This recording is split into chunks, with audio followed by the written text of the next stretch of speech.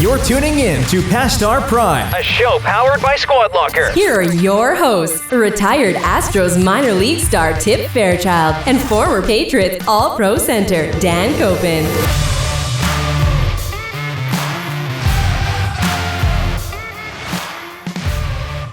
Welcome to Past Our Prime, episode 18, powered by Squad Locker, as always.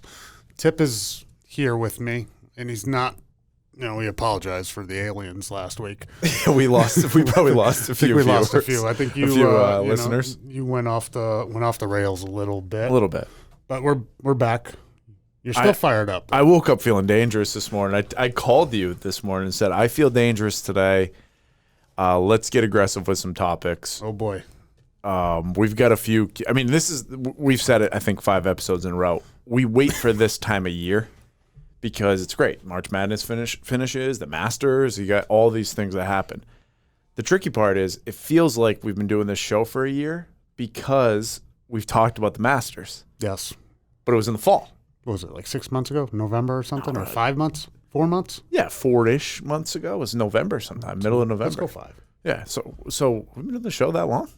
Nah, I think we started. We started in December, so maybe it was after. But we were doing the meat. We were cooking the meats at your house. Oh, you know what we were doing? No one ever heard these. I think they were our practice ones. Oh, our practice episodes. Max, maybe we'll put our practice episodes out someday. I want to say maybe our first one was like practice. You paying me $100, or that may have been the third practice one. Yeah, we kept doing them, but they never came out. That's what they were. Practice. We've got them queued up. So this is 18. There's probably 24. Yeah, this is probably floating around somewhere. Yeah, where we just recorded stuff that lives on the internet somewhere, but we don't know where it is. Yeah, the hidden tapes. You said it. March Madness ended, and it was a big one for you. Huge. I couldn't have asked for anything.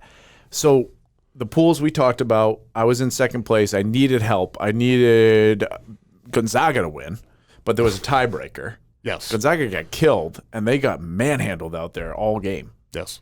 I mean, they just got beat up by Baylor. It was like, they had guys coming out of the game, broken shoulders and stretching on the sideline. They got, tackled. It was like a football team out there. Yeah, so you were currently in second by 1 point, I believe. Yeah. And the guy who was actually probably in, 4th or 5th. He was Baylor. He was tied for 4th or whatever, and he had a point down. He had Baylor. Yeah. So Baylor wins, then we got to go to the tiebreaker. And that was really – I set the line on the tiebreaker. Usually the pools end up really going to that championship game a lot of times. This year was just I dominated the first pool, which was great. Big win and for that you. was over. Big cash win for you. I'll take the win. Yeah. And then now we go to the points. You set the line at 160. You came out of the gate, which that was a ballsy thing for me to do. I was actually kind of shocked that you threw the first number out there. And that's why I wanted to do it. I just said I'm throwing the number out, and then I'm gonna bait him into going over, because I was thinking under all along in this game. Yeah. Or, how long during watching, when you started watching the game? First 5 minutes, I was terrified. But I don't think Baylor missed a shot for 1.5. They didn't. And then I texted you at the start of the second half, and it was like every shot was going in, and Gonzaga was in transition like you read about. It was like the second the ball was out of the bottom of the net, they were already halfway down the court. It was nuts. Well, they go down 11-1, right? Yeah. They go down 11-1. They're down 29-14. Yeah, it was Baylor doesn't miss a shot for 30 minutes in the game. And I got the under, and I'm going, and there's no way this thing goes under. There's no – Baylor was one. You talk about teams that, hit their hot streak going into playoffs and all that stuff. Yep. They did it. I mean, they were phenomenal. What they did to Houston in the Final Four, and then going to Gonzaga, which was the best offense in the country by far, averaging 90 points. Yep. And they go in there and just – bury them. They out hustled them. They beat them up. A good way to put it is they just beat them up. They looked more athletic too. Oh God, yeah, they were looked jumping bigger. Out of they the looked roof. more athletic. They looked like they wanted it more. And I'm not saying I'm not diminishing Gonzaga whatsoever. I'm sure they wanted it too. I've been in those games. Yep. You've been in those games, and it sucks to lose those games. I know how they feel. Hurts. But they did not look like the team, or this. Right. Do they play it in a lesser conference? because they were supposed to play Baylor. That's a big before. thing, but they also like blew through the tournament too, where they were like beating up people pretty good. And then there was a close game, last week. But I mean, they're full of stars. Like they didn't play well last night. Well, Baylor played well. Well, I don't think Gonzaga couldn't play defense. I don't think anybody could have beat Baylor last night. No, I don't think so either. Gonzaga ran into a buzzsaw. Yep. That was the Baylor Bears. That's true. That's the best way to put it. So they were congrats not, to Baylor. They were not losing. But then we're texting back and forth. It's like you have no shot at the under. No chance. But the greatest part was they blew it out so much that nobody gave a crap in the last 5 minutes because the game was over. Yeah, so they started bricklaying, and then it was just like, hey, dribble it around. And I mean, I covered easy. You didn't. I had 6 points. No, it was. It was like 156, 157. Maybe, 4. That's covering easy for me. Usually I'm sweating out of. I want to say if Gonzaga hit like a 3 at the end, you would have been. But no one was going to shoot the last 2 minutes. That's what was going on. It was just like dribble around and chuck it up. The last 5 minutes of that game, I was watching. That thing was going to hit the over 75% of the time. Oh God, yeah. I'm just saying nobody made baskets at the end of the game. Living right. Hey, living right. I'm happy. You won. I'm happy. You won big. I'm happy for you. You won big. I covered what my bet would have been. So both of us were in the green, basically. Yeah, so it was a good 3 weeks. We've got Kris MacCabe on. Yeah, and we didn't mention who we're going to bring on. Kris MacCabe coming on. It's been a week. I forgot about that. We got an interview coming up. I'm excited about this one because I went to school with Kris MacCabe. And Kris MacCabe, high school. Right? People don't know him by Kris MacCabe. I guarantee you nobody knows who you're talking about right now. They know him by Warden MacCabe on Northwoods Law. He was on for first guest Max that I've actually, the way that I got more information about him was on IMDb rather than Football Reference or Baseball Cube or something like that. So we've got him on. We're going down the path of reality TV, and I think we might have multiple reality TV guests as we get going because we both know a couple people in that industry. So we can go down the well and see what's down there. So we've got him on. We're going to talk a little bit about the TV game, and he was a good athlete too, a real good athlete in high school. So I think he's still pretty active, chasing bad guys and tagging moose. But not currently on the show still, right? Not currently on the show. So it's in New Hampshire. So Northwoods Law is now not the Maine Warden Service. It's the New Hampshire Warden Service. It's changed. But if you go back and watch these episodes, how do you change a whole Northwoods? Well, the Northwoods is like, Does that go across 2 states? I bet it goes across all the states that are in the north. Would be my guess. Does it go across Minnesota? Yeah, I mean it's the Northwoods. It's like the north. The north goes to winter is Washington. Coming. Winter is coming. We'll ask Chris. Jot down a note for me, Max. Chris we got to ask Chris what his favorite North. TV show is. I hope it's Game of Thrones now. Yeah, he's the king of the Northwoods. King of the North. Next bet coming up. Which was our first one. Do we want to go MLB first and then do Masters? Yeah, let's do MLB first. Hey, you're this steering one's the ship dangerous. Right this one's dangerous because we're going to go deeper on Masters and we want to hide our picks. But there's a lot of news about the MLB right now. We're not a political show and we're not going down politics here. But Major League Baseball forced our hand. They forced our hand on this because it's the start of the season. Everybody's excited. The opening day weekends are really cool. Where it's funny because you play a game and then you have a day off, and then the rest of the year you don't have another day off. But for some reason it's game day off, and it's strange. So opening days are everywhere. Did you see Texas yesterday? The Rangers? No, I did not. 42,000 people. Good for them. Sellout crowd. No mask. Didn't see a mask in sight down there. They just were like, hey, we're gonna pack the house, and it was. I will say. I still think it's a little iffy, but it was cool to see a full stadium. Oh, it's got to be. I mean, we haven't seen that, so it was nice to see that. And especially after watching March Madness. Though you would not be there. Probably not yet. I'm telling you, I wouldn't be there yet. Yeah, probably not yet. And I'm not one of those. I'm not germaphobe. Yeah, I'm not necessarily scared of COVID. Yeah, but I just feel like. It's the right thing to do for a little bit longer. Wait it out for a little bit longer. Just a little bit longer. We've come this far, and I'm not. Hey, if people want to go to the game and they want to do that, great. Go. That's their decision. Go. No I know a lot of problem. people went to the Sox games, and it's funny, like it's all spaced out man. there, and then Texas is packed full. But then I keep on seeing all these funny things about, the Orioles or like the Mariners being like, hey, they're allowing 25% occupancy, and they're like, great, 15% more than they get anyway. So like there's some stadiums that are pretty empty, especially this time of year. When summer kicks around, you get the Great. You got 15% the corporate more. crowd and go get a hot dog and go get a beer a little bit more. It is an experience, and I can't wait to go back. I don't go to a lot of baseball games, and I don't necessarily watch a lot of baseball on TV, even if there were crowds. But to go to the game and get a beer, hot dog, Beer and a dog. Feel the dreams. It's not a bad thing. It's great. It's a great thing. Sausage on Yawkey Way. So what did Major League Baseball do?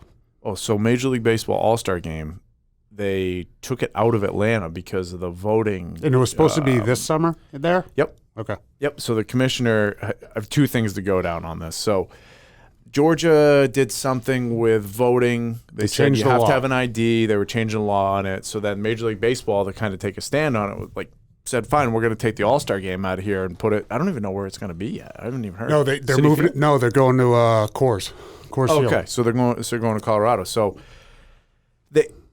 I saw something from Marco Rubio. We're going down the political path here. I'm bringing up senators and like the whole 9 yards. But Marco Rubio, is that the guy? Florida, I believe. Florida governor, Governor.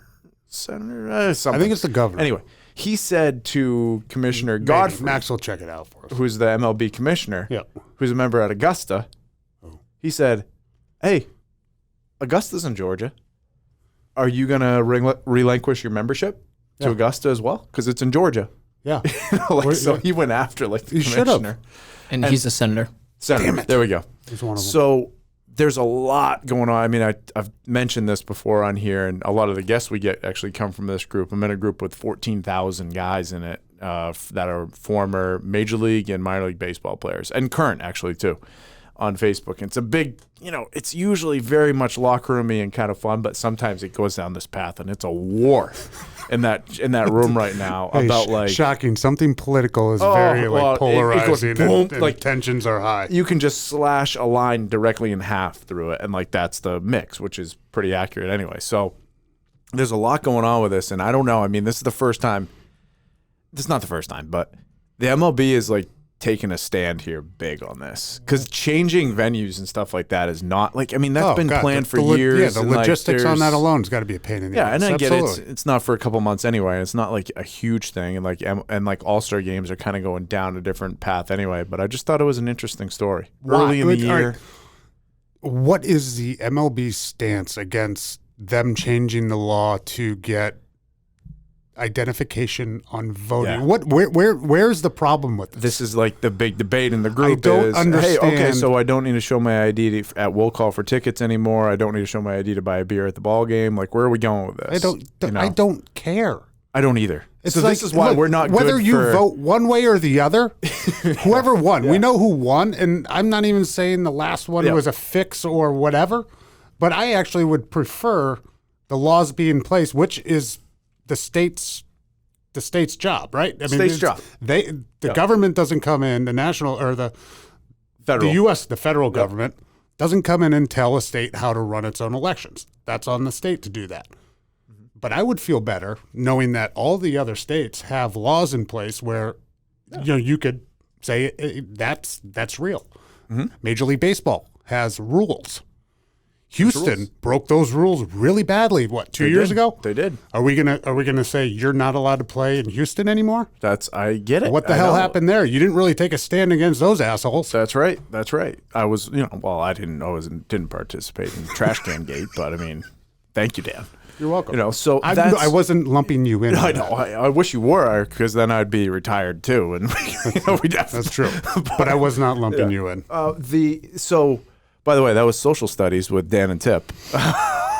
Going down this is how laws are passed. Yeah, that's exactly. When you said federal, came out of me pretty easy. I was going to go national. I knew that was the wrong word. I knew it was the wrong word. Federal and state. I was Yeah, thinking you got taxes. It's close to tax day, But by the way. you want a fair election, right?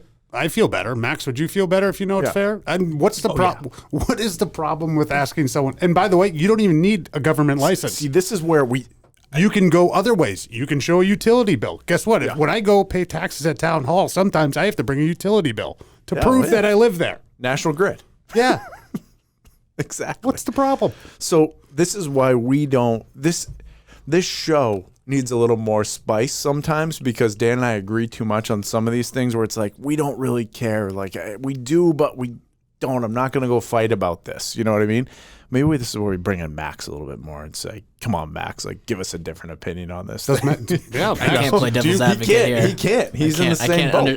I forged my parents' signature too many times on permission slips to trust that. Okay, we're all rowing the same way then. We're all rowing. How was Max going down voting signatures now? How was your forgery? Terrible. I'll tell you what. When I was in, I don't even forget what grade it was, like second or third grade. Got a bad test. Had to bring it home, get it signed. Oof. I forged it. Brought it into the teacher.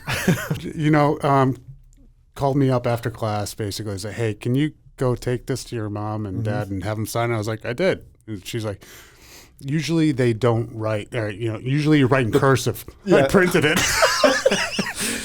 You wrote the dotted lines in the middle first, and then made so them perfect. young and dumb at that point. I printed her name or whatever. It was just like, that's not a signature. No, I love it. So a lot going on in Major League Baseball. The season's starting. That's awesome. Mike King, by the way, 6-inning shutout. So he came in relief and threw 6-inning shutout, 1 hit, like 6 Ks, like no walks or something. So he's in the league. That's a good. It's huge. Was he going for the 5th starter spot? If you don't get the 5th starter spot, will they move you to the pen? Yeah, you might be like a long relief guy, and then usually like first in the rotation, like when somebody goes down.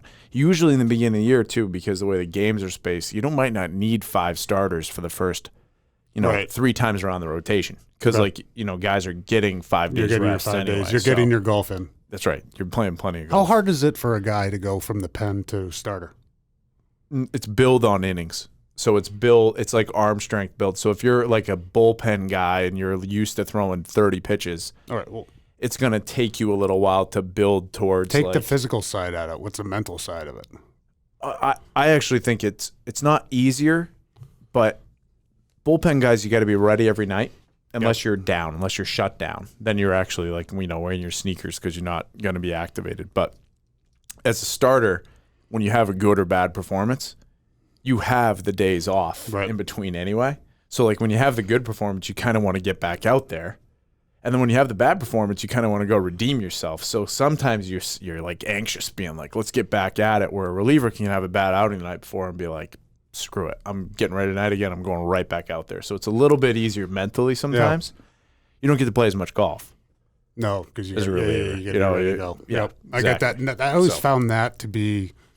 And I didn't do it very often. I did it for the first 2 games of my rookie year, and then I did it in Denver when I was there for a couple games. I always found it really hard to come off the bench in a football game. Like a reliever, all right, I've got to get up. I've got time to get warm. When you're playing, football, basketball, even soccer, all those games that are just flowing a little bit, and someone gets hurt, you're in at a moment's notice. I always found those guys, loose, guys that can just come in on the spot in a second and just go out there and get the job done. That is a tough job, like a backup lineman job or a backup D tackle, whatever the position is. For those guys to stay mentally into the game the whole time, keep their bodies warm somehow, and then just go right into the flow. Starting was much easier because you're in there and you just get going, and that's why the managers and the pitching coaches. That's why you get the long walk to the mound, nice and slow. That way, that pitcher can throw 3 or 4 pitches more, and get a little bit looser. I was out of the pen a tiny bit, and I never liked it because I just didn't have that phone rings. And then your stomach drops, you're like, oh, I gotta get ready. Now I have to go to the bathroom. Yeah. So instead, when you're a starting pitcher, you're like, I've got my 30-minute, 45-minute routine that I'm going through. You're gonna get rid of that early. Yeah, you're gonna flush that at 6:4. For me, it was around 3:00, and then again real quick around 6:25. The baseball schedule, the season, the timing. I mean, I can't even believe the amount of time those guys spend away from their families at the clubhouse on the field is just It's going to be wild. it's different. Yeah. It's a different thing. It's tough time. That's why they get paid the big bucks. So big season coming up for that. Masters week. This is such a great week. This is my favorite week, I think, of the sports calendar. I really think it is. It's got to be. We're going to do something on Friday. I think Maybe go over. I mean, are we going to listen to Hot and those guys? They're They're doing something. The boys from Far From Par are going to be Friday at 1 o'clock. They're doing a 1 o'clock Pacific time So 4 in the clubhouse, which the clubhouse is apparently an app or something like that. I downloaded it. I have it. I'm so ready. they're going to delete or mute your TVs. Yep. So you can't hear the announcing, and they're going to announce from the clubhouse. And that's going to be funny. That's going to And be. we're going to go, and you can talk to them too. Yeah. So we're going to go on maybe from your house. We'll sit in the, well, it's supposed to be nice too, 60. We should go sit in the back porch. Oh, there's hit some balls. Yes. Oh man, We hit a lot of balls this weekend. Ball striking 2021. I'm telling you, I may forget about no shirt 2021 and just focus on ball striking 2021. No shirt ball striking. Oh, not 2021. That's a shirt. We should make the shirts, Mac. Print the shirts. No shirt ball striking. No shirt ball striking. So let's do that. $100. Well, so $100 bet. this. We got So- our picks again. So I put Dan in one of the pools that the boys at the golf course put together. You did it just to make it easy for. Yep, I did it easy so we could track. Yes. $20 bet. I got it. You don't want to keep score. So $100 between Dan and I. 6 sections of Tiers. 6 tiers of rankings for the Masters, for the players that are participating in the Masters. So we both have 6 people here. We'll name them off. Yep.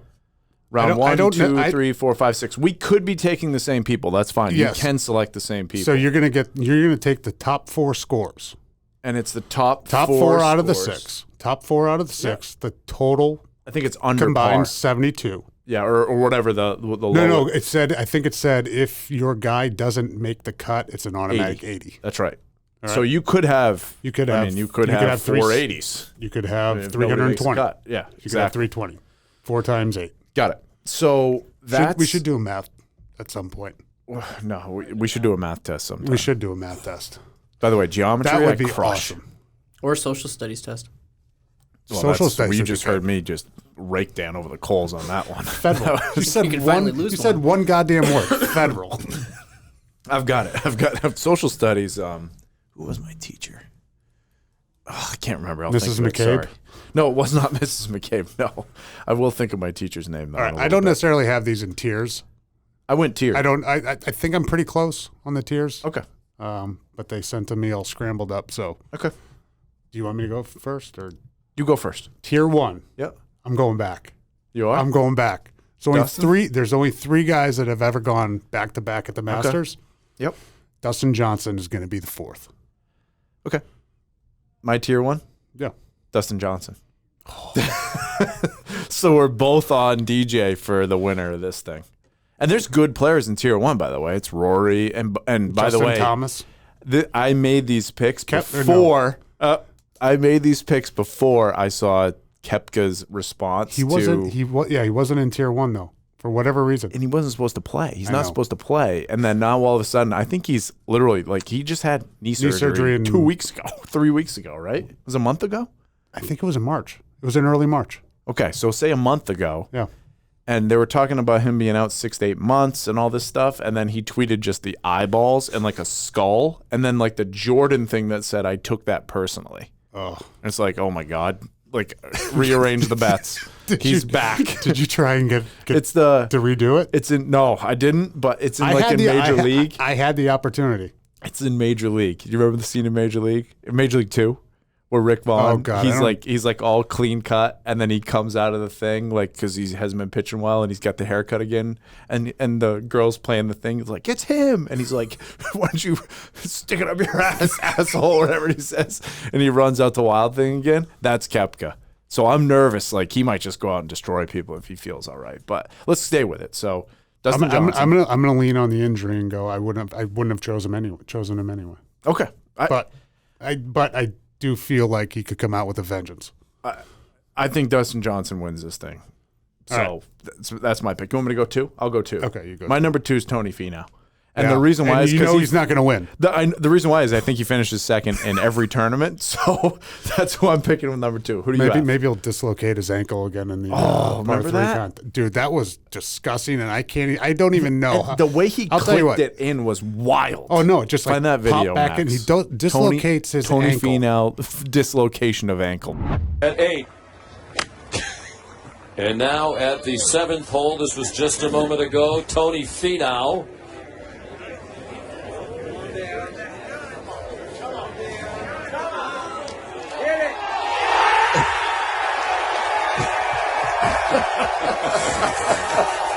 With his wife and 4 children with him. Whoa, don't hurt yourself. Sprained an ankle. Oh, let's hope he didn't.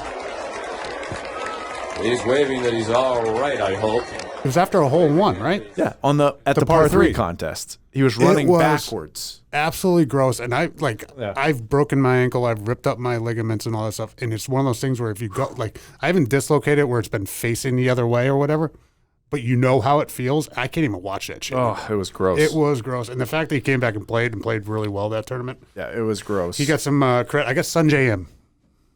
Wow, that's a really big pick by you. Sanjay But he M. is like the chosen one, basically, from what you hear. Finished 3rd in November Yep.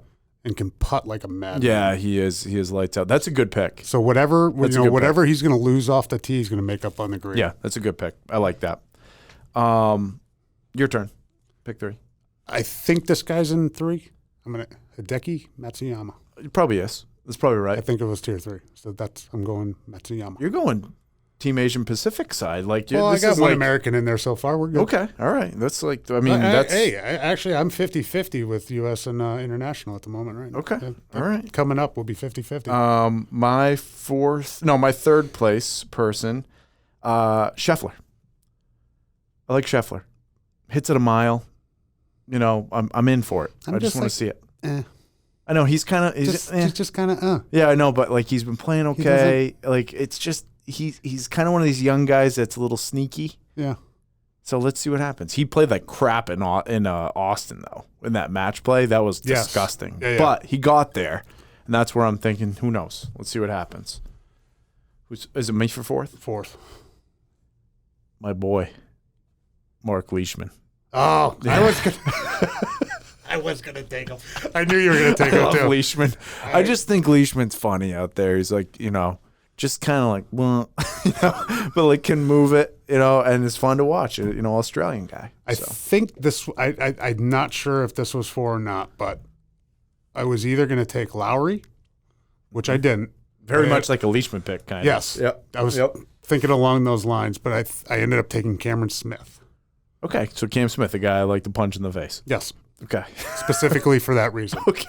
Because I want him most punchable face on the planet. I want him to be the reason you lose. Okay. Most punchable face on the planet. I can't stand that guy. He really is. So good. Yeah. All right. I like that you took him. All right. I'm going to Is go. it you? Yeah. Then I will go. I'm going to go another foreign, Jason Day. Okay. You know what? He's in it every time. He's come close. Will he win? Don't think so. Yep. But he can finish top 10. Yeah. I liked seeing him in that group. I saw him down there in that group, and it's surprising. My only thing with him, he's like made out of glass.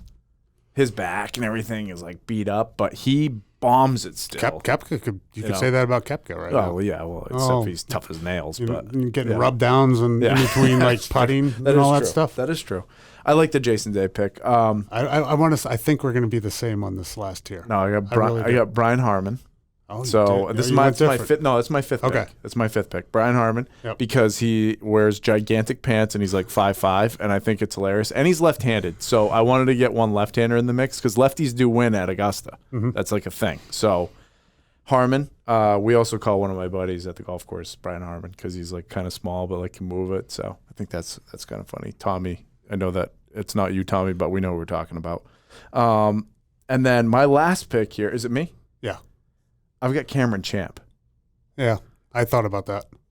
Only because all you heard about is this guy, like, just he's nuclear off the tee, like can bomb it, but like hasn't. I mean, he won a tournament, but like, where's he kind of been? I kind of thought he was in this crop of like, these Morikawas and Wolfs and all these guys that are like super studs right now, but you haven't heard a lot about him. Yep. So I want to root for him. All right. I want Spieth. Oh yeah, I did. Yes. I mean, he was in tier 6. He won last week. Yeah. That was an early call for tier 6, by the way, because now this is Max. Oh, is does. that your handwriting No. up here, Max? Max wrote, "Is Spieth back?" He's got. I mean, He looked good for the last month. He's been basically top 10, Yeah. playing against everybody. Yeah. It's not like Easily. people are taking off right now. No, easily. And I don't even care if they win a tournament coming in the thing. Yeah. Because this course is. I mean, it's not DeChambeau going out there and just driving everything. Yeah. Like, this is one of those courses where you've got to hit it to some spots. Right. You've got to putt well. You got to or know else the you're place. screwed. He knows You've it. gotta He's know. obviously won there. Yes. He's got some memories there, though. Yeah. Oh, yeah. So he's got some demons. from 12. Yeah, he's got some demons in there. I'm going to exercise the demons. Yes. I do like your pick, though. It's a strong. I like Spieth. I just think he gets a little too chatty out there. We talked about this with the Far From Par boys, where he's chatty. Him and Greller, the caddy, talk a lot. But 5-6 years ago, I remember him being like, "This guy's going to win 20 majors." Yeah. It was like, okay, we have a new Tiger, great. We have a new person that's just going to go win everything. And he's been going through some demons. No one picked Smith or Thomas. No one picked Justin Thomas. Yeah, that's true. Well, he was tier 1, though, and you got DJ's just a stud. DJ's a stud, but Thomas just blew up Sawgrass. Yeah, that's true. And just ran away with it. But by the way, like Spieth and all this, like DeChambeau, Spieth, like the guys that talk, yes, I get it. They're annoying. They're annoying to me too. Yeah. But I got to tell you, if I was playing Augusta, I would be talking the whole goddamn day. Yeah, that's true. I don't care how many times I would have played that course. I'm going to consider it like a privilege every time I go down there to play that course, and I'm going to be having a smile on my face, and I'm going to be chatting it up with the caddy, just like, tell me what to do. Yeah. You're here all the time. Drop Tell a me couple extra balls here and there. I'll hit 1,000 out here. I don't even care. Exactly. I will stand here until I break this ball. Yeah. More time on the course. Yeah, that's They've got to have the feeling. They've got to have that feeling with it's like going to Lambeau Field. Yeah. Or Yankee Stadium or Fenway. Oh, whatever sport you want to equate it to. That. It's because how do we get on this thing? How do we do this? Is there any way we can do it? There's always a way. There's always a way. I'm winking at him, so I know. Like, do we have a way to do this here? There's always a way. Yeah. Oh, hopefully one day that will come. And imagine that. If that phone call ever came, it's just going to be, hon, I got to go. Yeah, I don't know how. That's the place. That's the place for, even just super average, below average, people who don't even really, maybe the 4-time-a-year golfer. Like, that's such a thing to be like, that would be unreal. It's a bucket list. There. Big bucket list. It's a bucket list. I guarantee it's got to be a bucket list for, God, someone who doesn't even play golf. Yeah. I just want to go green. because it's so beautiful. Yeah. I just want to go touch the grass. Everything outside of it might not be so great, but I want to go see the goddamn azaleas. Yeah, I do too. And it's the time of the year for the normal. So this place is going to look unbelievable this year. This course they have it dialed in so good. They time out when the azaleas bloom. Yeah. They freeze wild. and thaw them so they pop right on Thursday. It's like. So we're going to do this. So we'll watch some probably Thursday too, but Friday for sure. So Thursday. Good luck. What do I have on the schedules on Thursday, Max? Clear my schedule, please. So Thursday we'll do some stuff, but then Friday we're definitely maybe we'll do an Instagram live or something for a little bit. So for this bet, is it just money or is there going to be a challenge? It's just money on this one. $100 on this one. We're still getting over that last one. We're over the last challenge. Dan. So we'll do. I want to do archery coming up too, though, as a challenge, because I'm not an archer, and Dan has like a $3,000 bow, so I'm sure he's shot it once. It's not 3,000, but I do have a bow. 2,400. No. Well, by the way, I'm going to go buy one. So I don't think they're that expensive. I got it. I don't know. Who knows? Chris MacCabe. Guess who will know? Chris MacCabe will know. He's got a bow. Might. Warden MacCabe. Right. Keep on saying Chris MacCabe. Let's talk to Chris. He's coming up next. Stay tuned. All right. So like we said in the beginning. Before our commercial break. Before a commercial break. Yeah, exactly. We do have a team of the week coming too, and it's close to Chris and my heart. So our guest here, Kris MacCabe, people might know him as Warden MacCabe. more popular. The way he's dressed right now, I'm going to dress him as Warden MacCabe. He came on. He popped on the screen. I saluted him. I didn't know what to do. I was like, oh my gosh, he's dressed up, ready. We're used to seeing people in t-shirts and hoodies, Chris. So Chris is on. So he's a Maine warden. He's an actual warden, and he's also like a reality TV superstar.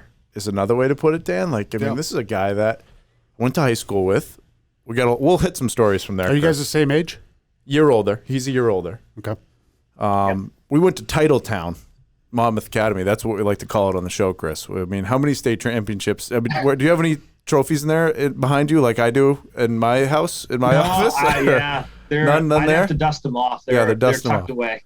Got it. So Chris and I were teammates for the couple sports, so we're going back to the teammate thing, Dan. But then we went down different paths. So I went and played, in college, and then for the Astros for a bit, and then Chris ended up being in the Maine Warden service. And we'll get deeper on that with a bunch of guys, from the area that we know too that are friends of ours.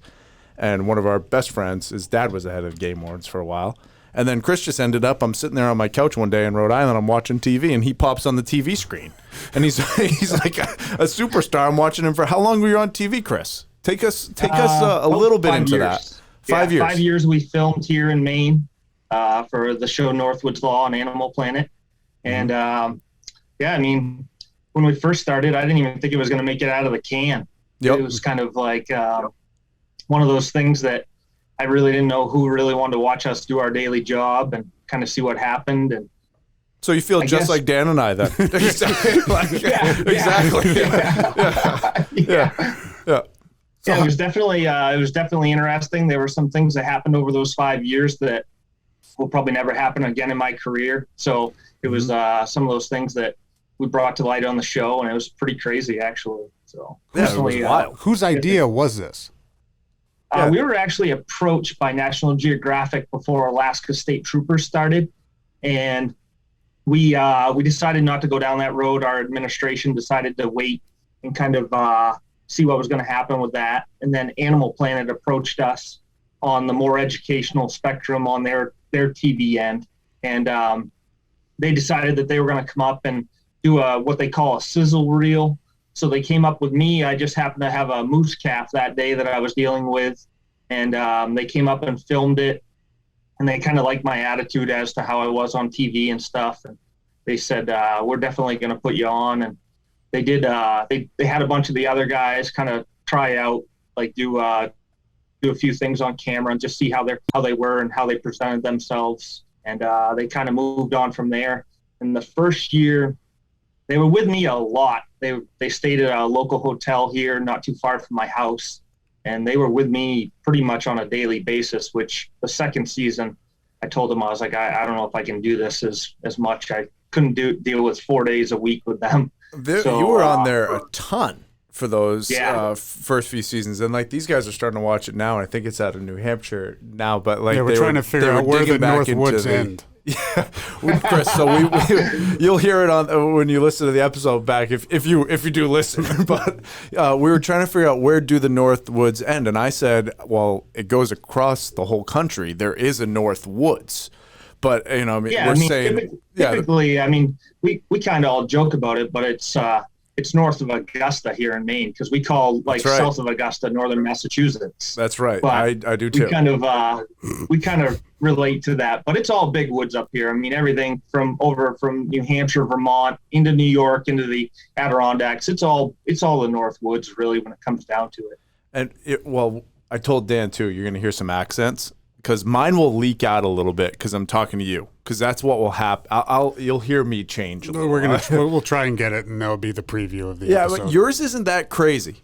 I mean, a lot of people think that I'm not from. A lot of people don't think I'm from Maine because they think I have an accent from like Pennsylvania or something. But I don't have as much of a crazy Maine accent. Like every now and then you'll hear it come out. But I just listened to the podcast that you guys did the other day, and I don't know, that guy from South Africa, that was just a crazy accent. I couldn't understand what he was saying. We're on the accent. We're on the accent game right now. Yeah, we had another one. I'll tell you, Chris, when I'm watching the show, sometimes I don't understand what the people that you're like arresting or talking to are saying half the time. Because they're in like deep. Those accents are wild. They had to go to subtitles. They definitely needed subtitles. They did put subtitles in there. There were a lot of times I didn't even understand what they were saying, but I knew where I wanted to go with it, so I could kind of use that to my advantage. God, no, I agree. It's wild how that worked. And then, so you started. So Chris was a great soccer player, a couple state championships. I'm going back to high school right now. Okay, stud center fielder for the Monmouth Academy State Championship baseball team. What's your mascot? Mustangs. You said that with like a smile. Yeah, well, we're once a Mustang. Is that something like fierce? Monmouth Mustangs. Once a Mustang, always a Mustang. Okay. So great athlete. And now what I see, Chris, too, a little bit, you're doing some, or you were, I'm sure you still do it. You have some softball games. You guys have like these competitions that you do. Is that something that happens annually, like your group versus New Hampshire or whatever, or is it like wardens versus police, or is that just something that was for the show, or is that something that's like just fun for you guys to like compete against? Yeah, I mean, it all started like we kind of all are very competitive. I mean, even growing up and stuff. I mean, every sport I played, I was always competitive with it, and to take that into this line of work, it's really good. I mean, it kind of keeps your health up and everything like that. We all kind of decided that we wanted to do the Tough Mountain Challenge, which you probably saw on there up at Sunday River. That was on the show. And then really, I mean, Dan can probably get an idea like where the Patriots and stuff, like the Bruins come up here and play against the state police in a hockey game or something like that. And we decided that, hey, what a good way to play some softball and go up against New Hampshire in this Battle of the Northwoods. So we played at Hadlock Field the first year that we did it. And we had already been playing in a charity softball game prior to for Make-A-Wish. And we decided this time we were going to try and make it a bigger deal by playing at Hadlock Field. And unfortunately, we lost to New Hampshire. I was not real happy about that, as you probably are well aware. Yeah, that's a tough loss. It was still a good time. Still a good time. Can you do it over? Can we play them every year? Roll it back? Yeah, well, we were supposed to actually do it again, but due to COVID, they canceled it because obviously a big fundraiser. But we were going to be down at playing at the Fisher Cat Stadium last year. So hopefully we're going to do that again this year. Nice. It is a really good fundraiser. We raised about $30,000 for Make-A-Wish, just doing that game between the two of us. And it was a lot of fun. I mean, the only problem was, like, as you know, Tip, like some of the guys that we grew up with, we all, like Josh, I'll throw him under the bus. He played ball with us, and he failed to make the game, which I was just didn't show up.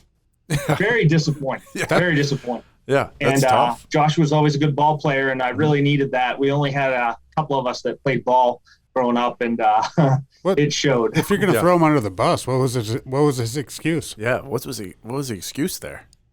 I don't know, because I had a search and I made it there still. So I was really moving to get there because I wanted to be at the game. But yeah, I don't know why Josh didn't show up, but he had a family function or something. Okay. Well, we'll have to get him on and question. Well, after high school and all these the sports, how did you get Titletown, Dan?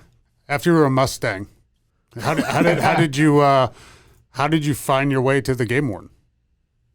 The service. Well, I actually game warden service. Right? Service. I was going to go industry, but service. Industry. That sounds better. I did go on to play 1 year of college ball in New York, out there at St. Lawrence University, and I just decided at that time that it wasn't for me. I wasn't going to hit the majors. I had no chance, and I ended up deciding that I really loved Maine, and the best thing I could do was come back here and get my education at the University of Maine, Orono, where I studied wildlife ecology up there, and really wanted to go the law enforcement route for that. I liked the biology end of it, but it was more science-based driven, and I thought my skill set was more towards the resource-based, like protecting and serving the state of Maine. And like Tip had said, one of our good friends growing up, his dad was a lieutenant with the Maine Warden Service, and his sister was also a game warden here for the Warden Service in Maine. And really, I looked up to him growing up and seeing the job that he had and everything, and decided that was the route that I wanted to go. And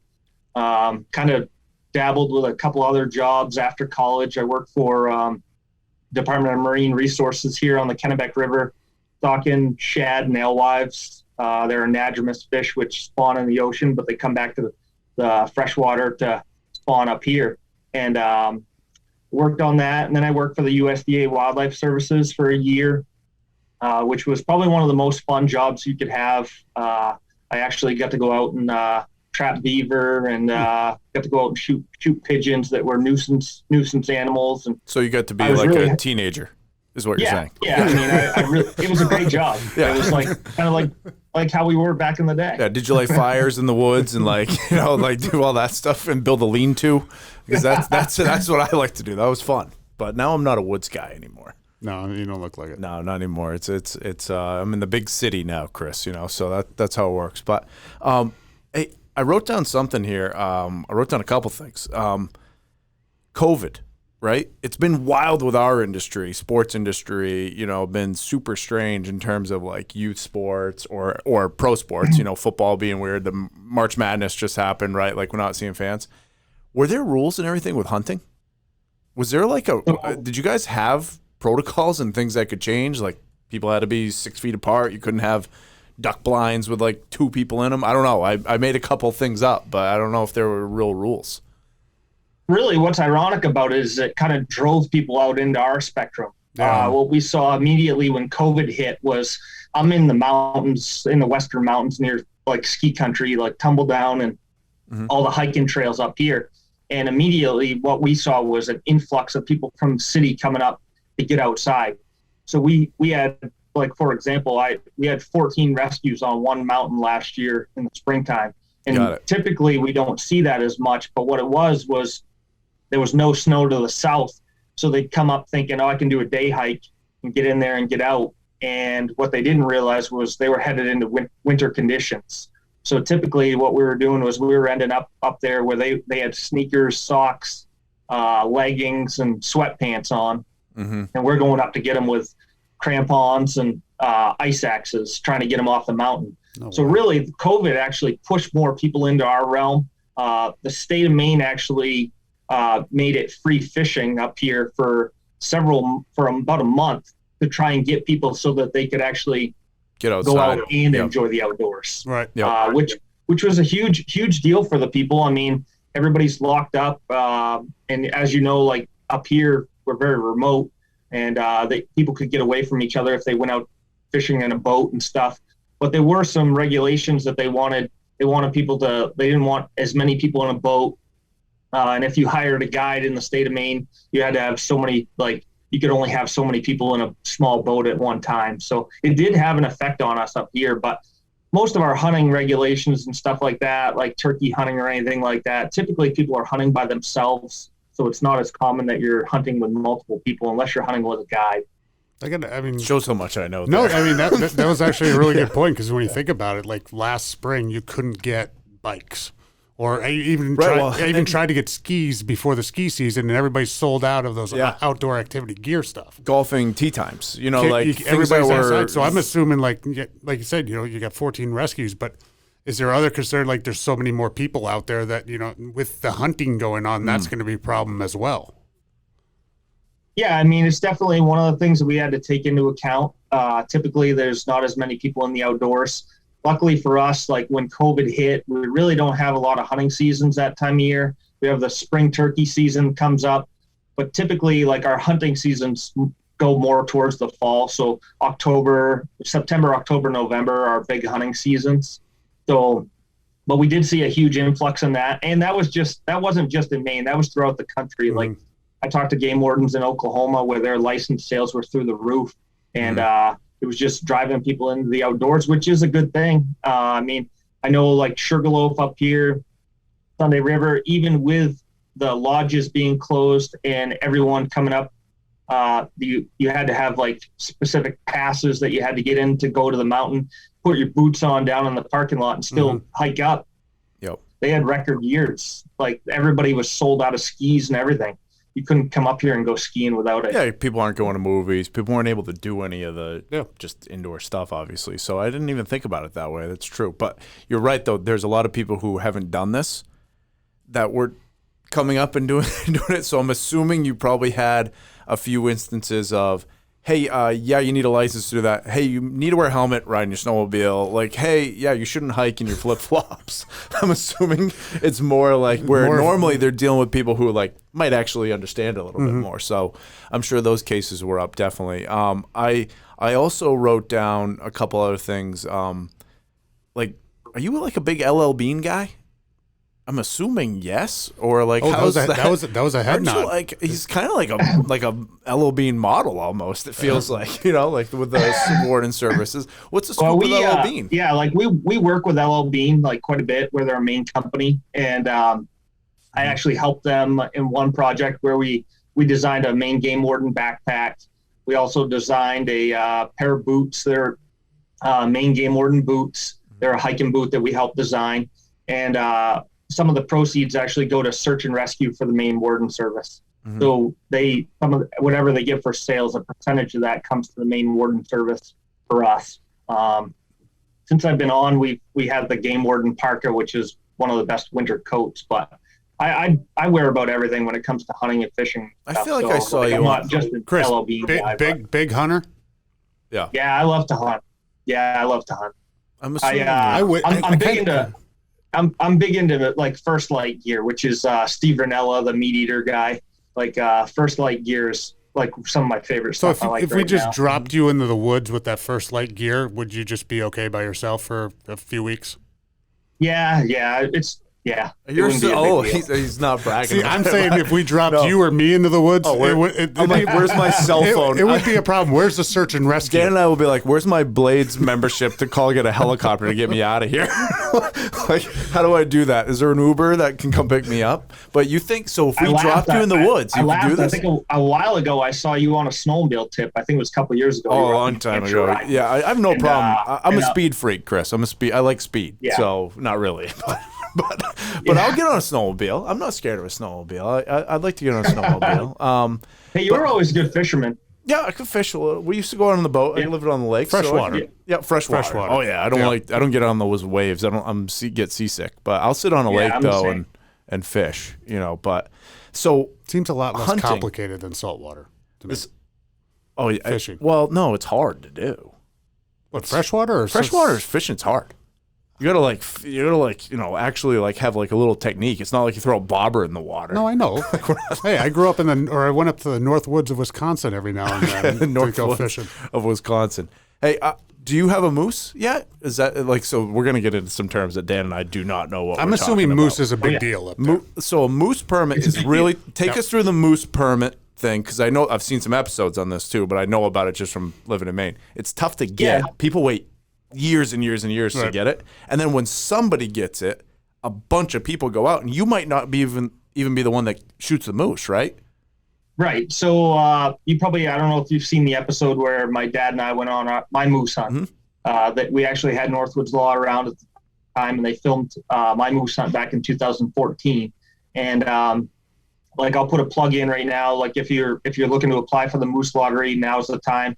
It'll close here at the end of May. And the lottery will be the end of June, typically right around there, June, July.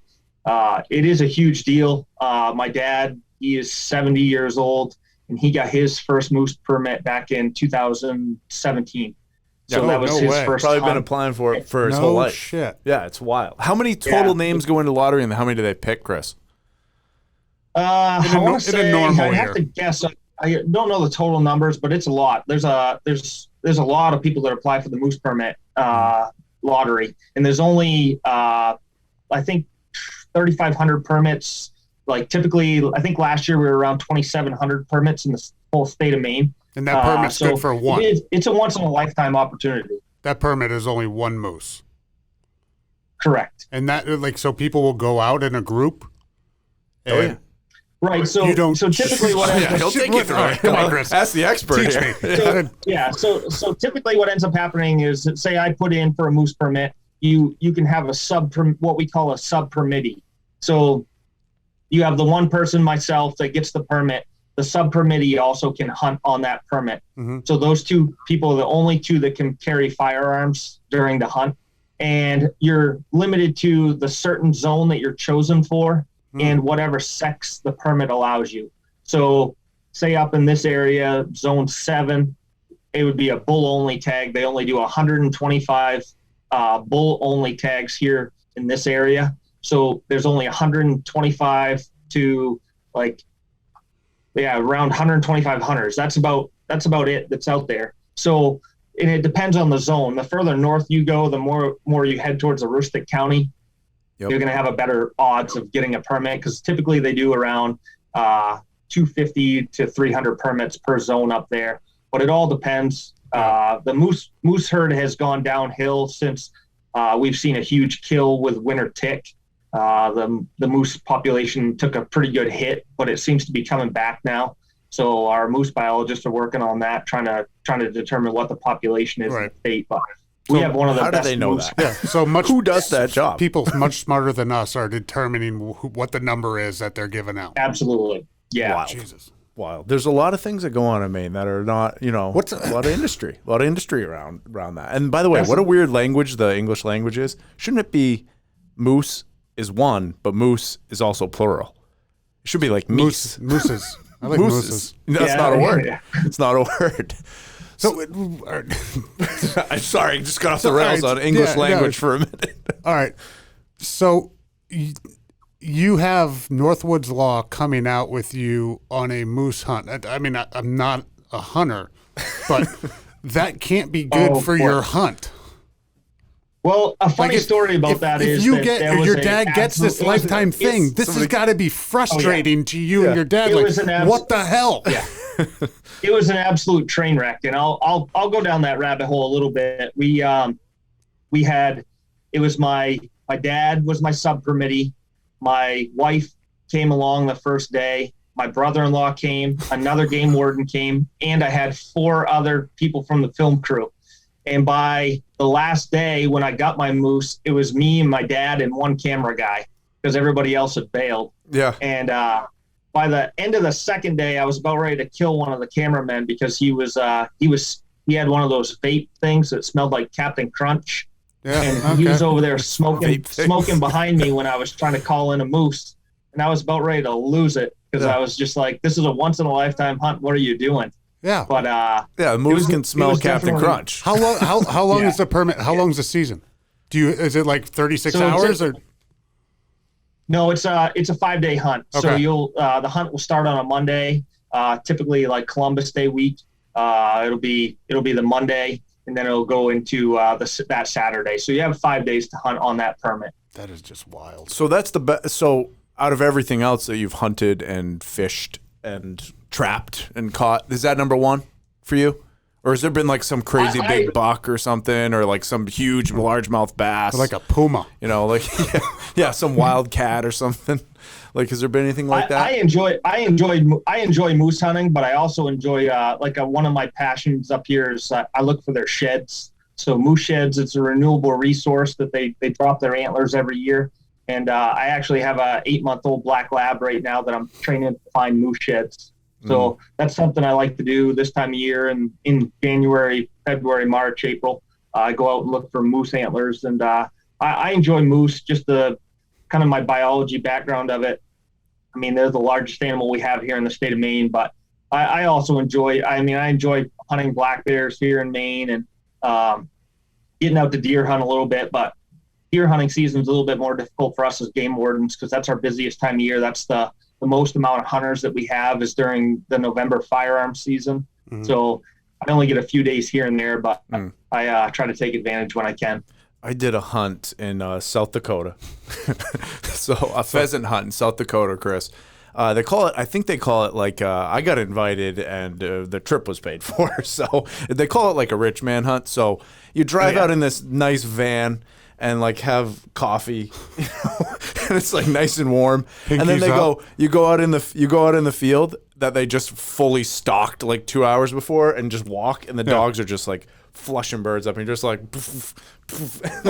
And you could shoot 1,000 of them. It's like high fence hunting or something. That was my last big. That was my last big hunt. Yeah, so you kind of feel like I don't think it really counts. Chris just is like, no, wrong. that doesn't count at all. That doesn't count. They like wipe the blood on under my eye, and they're like, yeah, it's your first kill for a pheasant. And I was like, yeah.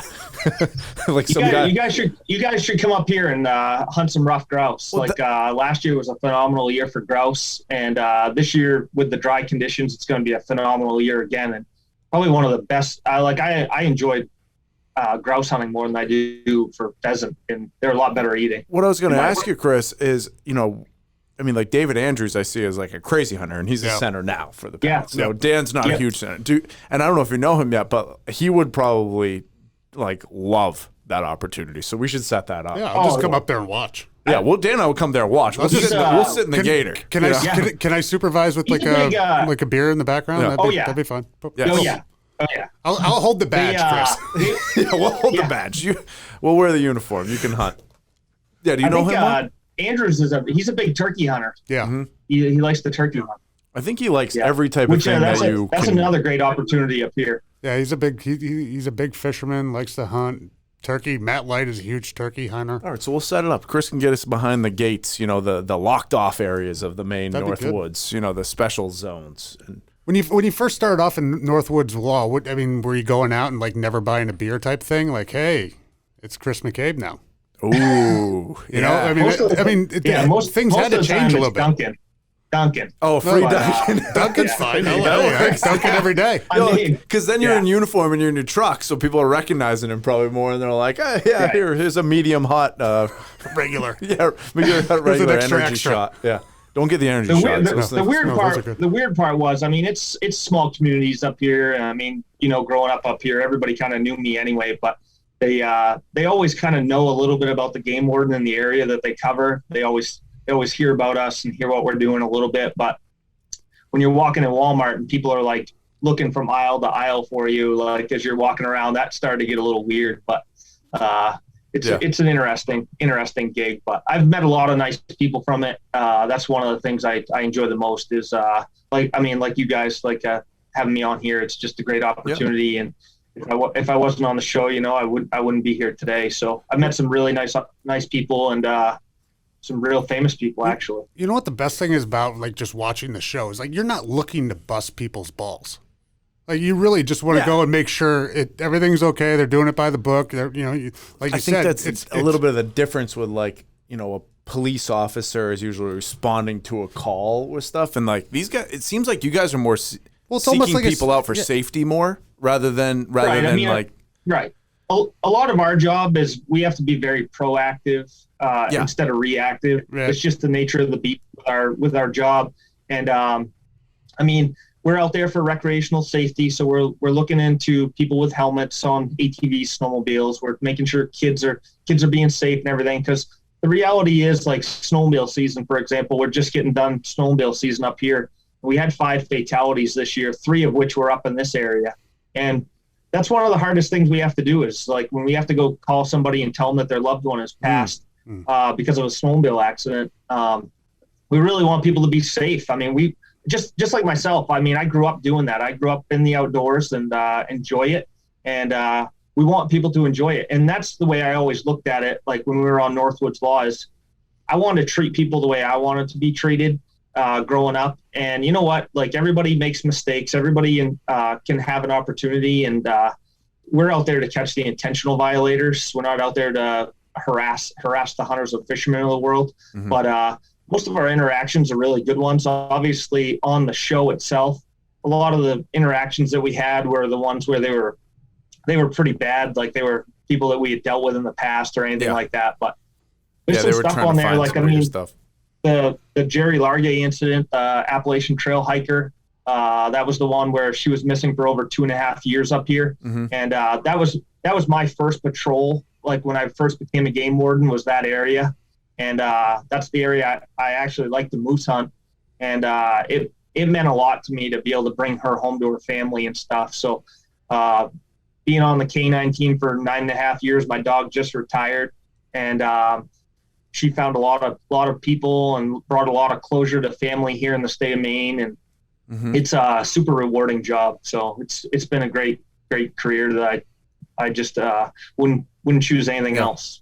Well, I got a couple episodes that I'm going to bring up quickly for him. Yeah, So you're just gonna go off on a rant after he does, talks that eloquent. well, eloquently? he's I know this about him. was Though. very nice. And by the way, people know this about him, and that's why he was on TV forever. And they said they wanted to find the soft-faced, like young game warden, and they made him a star on TV. I got a couple though for you that I saw. I like the one where you're skating. Oh yeah. Like, so he patrols the ice, like ice fishermen and stuff, throws on his... like on a lake? Well, so he's a good hockey player in high school. I believe that. He can throw on his skates and, like, patrols the lake on skates. Oh, God. I mean, yes, I'm glad you do it, but aren't you afraid it's going to just fall in? No, see, this is my wife's the same way. She's always like, the ice isn't safe. I'm like, you could drive a Mack truck on that ice and it's nothing's going to happen. So, you're scared of the ice? I prefer not going on a frozen lake. Oh, my Hey, Dan, have you gosh. ever been ice fishing? I have. Yeah. Yeah. I have. Wisconsin? Get the auger out and go on there with my grandpa. It was fun. Yeah. It was cold as hell, but it was fun. Oh, yeah. Yeah. You'd rather sit inside now. I'm kind of branching out. I like to Okay, get so we outside. can go ice What was that, fishing. walleye? I'll go ice. Yeah. Walleye. You don't know. No, I swear to God. So, hey, Wisconsin, it's got to be walleye. yeah, when we were up in Danbury, Wisconsin. I forget the lake it was. It was when we were little. But if we were out on the boat with the grandpa, and we were going for walleye. Okay. If we were on the shore, we were catching bluegills and crappies and just trying to get dinner. Look at you. All seasoned. Yeah, we got the warden on. Probably so- couldn't do it again, but Yeah, got it. You got to come up. You got to come up and catch a brook trout. So I'd love to. That's I think it the would be a best, blast. best fish in Maine. Like that's the world class brook trout fishery that we have. So we have a place in Turner on Pleasant Pond. Who's a warden up there? Who do I need to watch out for? It used to be Harry Wigman. Harry Wigman. All right, I'm putting a boat on that lake that's going to make the other boat shiver this summer. Oh God. I've been saying that for 2 years though. I can't pull the trigger though because I need to get up there at the end of the season, Chris, to actually shop, so I don't have to spend top dollar in May. On Memorial Day. What are you looking for a boat? Find me something. No, I want a Mastercraft. You want a cigarette boat? No, basically. Yeah. No, I want something. I need a bow rider, Chris, but I don't want it to be like a little, like a rinky-dink bow This is rider. why he lives down here nowadays. It just he's not a Maynard anymore. No, I need the power. Well, I used to have a nine. Yeah, I used to have an aluminum. Yeah, you remember? I used to have an aluminum 16-foot 9.9 horse sea nymph. Oh, that was the best fishing. That was the best fishing boat around. Killer boat. Love that boat. We used to go out all the time. USS Minnow on Jug Stream. That's right. All over the place. We used to go out there. I was driving that thing on the lake by myself when I was 9 years old. No problem. Completely My grandfather normal. bought it for me. He said, "Here you go.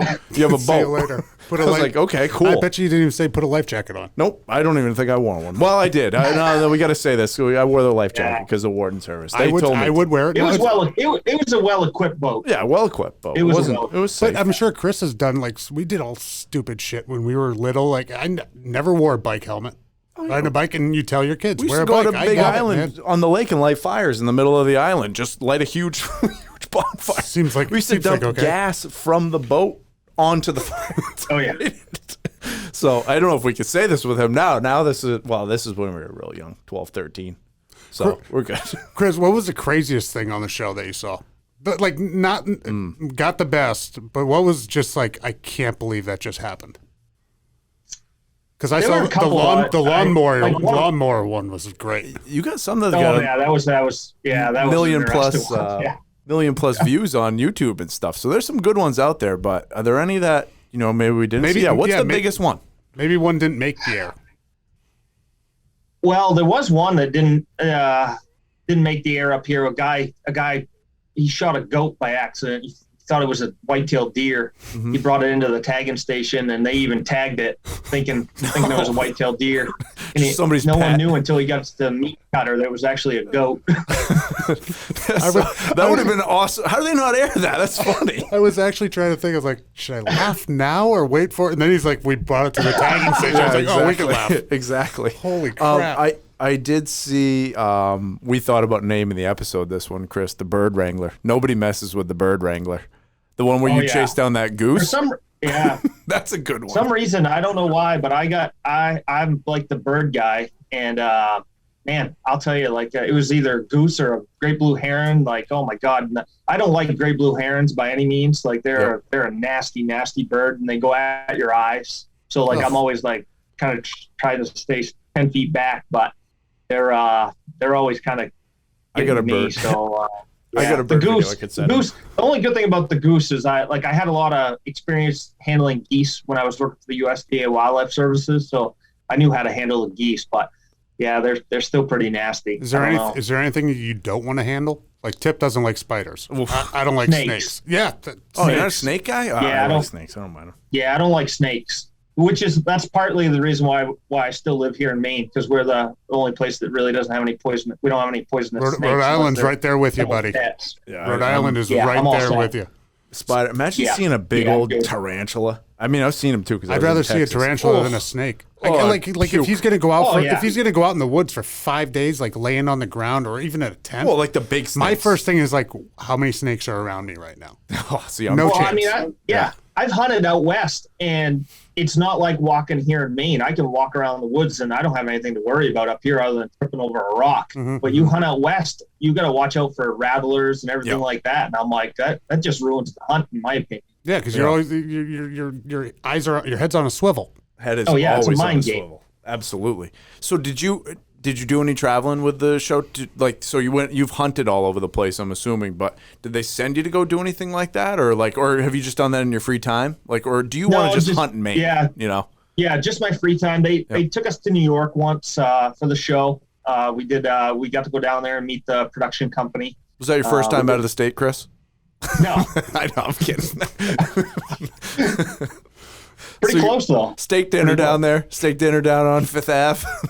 Yeah, I like that. That was my first trip to New York City. I will say that, and probably the last. That's a different animal down seem there. Like a big New York City subway. Like I love Boston. I love Boston. I love going down to visit Boston, and but New York is just a different beast.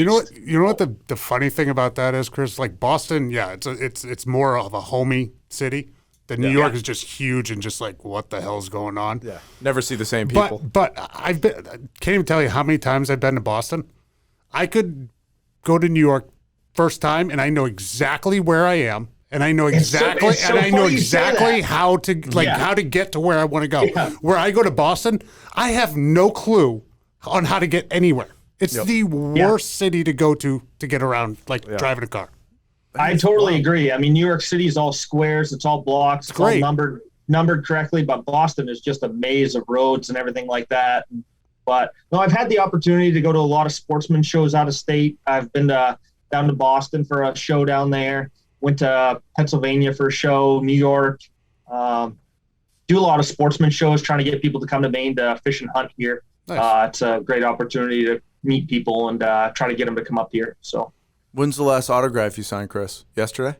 Still signing them? Yeah, still signing them. So I don't know exactly, but I gotta. Dan and I talk about this. We talk about this. You never know when the last one. You never know when the last one that you're going to sign. So sign them all. You're right. You never know when that last person's going to ask you, "Hey, can I have your autograph?" Other than like, "Hey, can you sign this bill for me?" Yeah, a lot of bills. So yeah, you want to sign him as much as possible.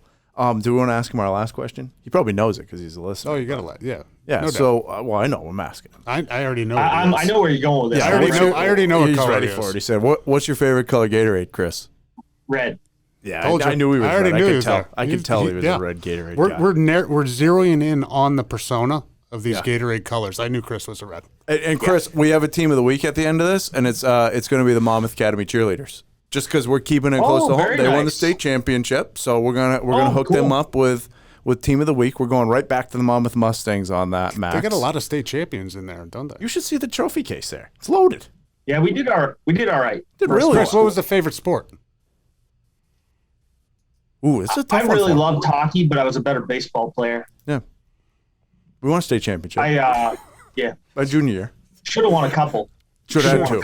Should have had two for sure. Hey, state championships are no joke, man. I don't have any. Got them. Got the ring. Got the state jacket too. It says the leather. Says Mustangs. Leather sleeves. Mine doesn't fit. But Chris you still wear that tip? I don't. Yours probably fits. Mine doesn't. Mine doesn't quite fit. Mine is. Oh, I'm sure it's in a frame behind you. I can see it over your shoulder. All right. Hey, good talking to you. So Great seeing my you guys. Thank parents you so would, much. let me. This is the only person that I could drive with when I was like, he had his license first. I could jump in. He's a safe guy. Look at him. He's all buttoned up perfectly, ready to go. So Not check only him out. keeping you safe, keeping Still Maine got the safe. Jeep? Don't have. You have an incredible Bronco. Yeah. Old Yeah. one? That's oh. that's that TV money. That TV What? money kicked in for him. You got a Bronco. What, like It's a nice. 70s? 69 Ford Bronco. I saw a See? picture of that. Yeah, that sounds like a fun time. Did you find? Did you drive next to one of the newer ones right now and just look over and just be like, "What the hell?" The newest one that's out like, because I'm a big Bronco fan. The newest one, the little one, that's a joke. The ones coming out, I'm that'll with be you. better. The ones that are coming out, they're there's a new one. They just released the other ones first. That's Yeah, why the small one right now is gotcha. the Sport. All right, because So that's they're why I coming was out so with the- disappointed. Yeah, the bigger one will be the 2-door and the 4-door version that's going to come out next year. Okay. It'll be next fall, I guess. So keep that'll be a good, keep that'll the be a old cool one. Bronco. Keep the old one and then get the new one. just get Yeah, both, Dan? yeah. No, that's what I'm saying. He needs to get both. Oh yeah, you need to get both. I That's do. true. Yeah. They're pretty nice. They're a cool Bronco. Absolutely. My dad's Love pretty it. handy too. My dad helped me put it together. We worked on it. The thing Oh, looks that's sharp. awesome. Hey, what's your? Are you still doing social? Are you still following, or still people following you on social media, or are you done with the social game? What's the handle that we can go find you? Kris MacCabe on Instagram. Kris Nice. MacCabe. That's what we're gonna go search for. So we'll post that out too, Max. All right, and then It's how do we be safe in the Maine woods? MaineWardenService.gov.com/ Maine Warden Service. Yep. check that out Okay. too. Got it. Hey, You guys come up superstar. anytime. We're gonna love set to, up a man. hunting trip now. So or at least a Yeah, fishing you guys. trip. I'm gonna go fish. I don't. Yeah, let's go I've fish. gone my so dad- long hey, without hunting. I Yeah. don't need to hunt. I like that. Yeah, my dad bought a camp up in Jackman. So Oh, let's on go. up. Let's, everybody, hear that? Like, I've Dan's been like- waiting years for someone to say that.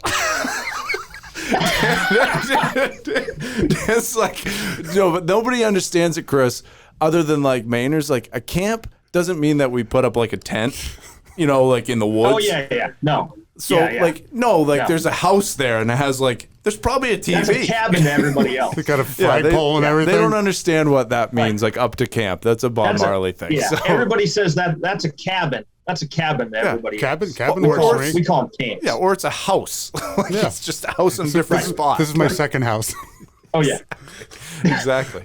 All All right, right, Chris. Hey, Yeah. thanks for everything. Thank you Yeah, for your good service. talking to you, Stay man. safe, buddy. Absolutely. Appreciate it. Thank you, guys. Later, Chris. See you, man. Later. All right, bye. Past Our Prime is brought to you by Squad Locker. Squad Locker is your one-stop shop for custom team apparel, delivered right to your front door. Learn more by visiting squadlocker.com.